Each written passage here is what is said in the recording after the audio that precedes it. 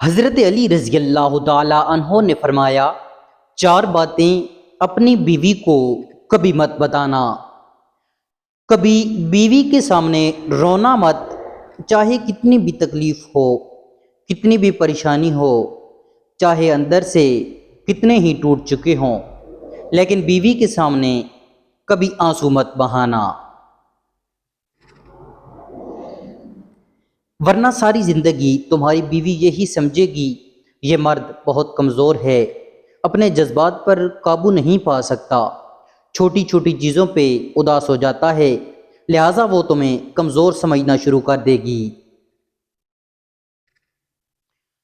بیوی کے سامنے اس کے گھر والوں کی برائی مت کرنا، کیونکہ ایک عورت جب شادی کرتی ہے تو وہ اپنا گھر بار چھوڑ کر آتی ہے، لیکن اپنے ماں باپ کو کبھی کوئی چھوڑ نہیں سکتا۔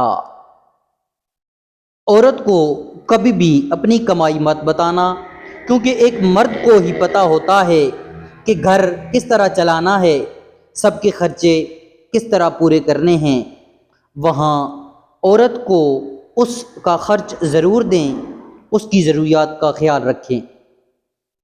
اپنی بیوی کے سامنے کبھی اپنے گھر والوں کی برائی مت کرنا، کیونکہ اس طرح تم خود ہی اس کی نظر میں اپنی عزت کھو دو گے۔ شادی کے دن نئی نویلی دلہن نے ایک اٹیچی کیس کی طرف اشارہ کرتے ہوئے اپنے شوہر سے وعدہ لیا کہ وہ اس اٹیچی کیس کو کبھی نہیں کھولے گا۔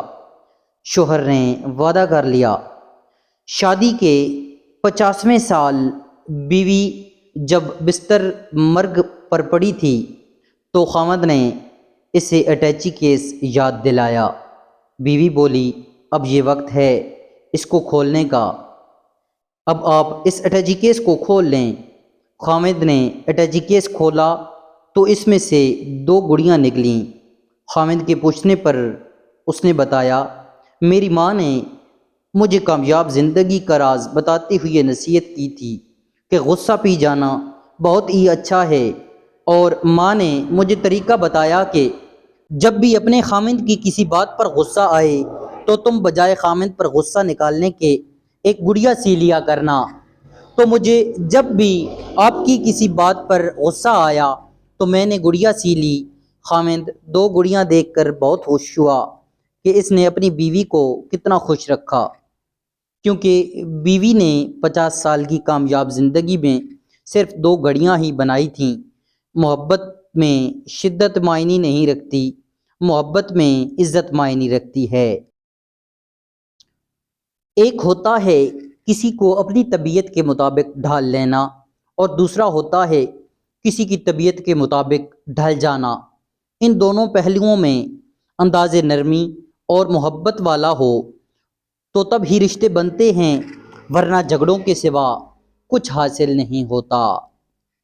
اللہ تعالیٰ نے دنیا میں جو سب سے پہلے رشتہ بنایا وہ میاں اور بیوی کا ہی رشتہ تھا، اور باقی سارے رشتے اس کے بعد بنائے، اور پھر یہ رشتہ تو ہے بھی ایسا کہ کتنی بھی دھوپ چھاؤں آئے اس رشتے میں ایک دوسرے کے بغیر گزارا ممکن ہی نہیں۔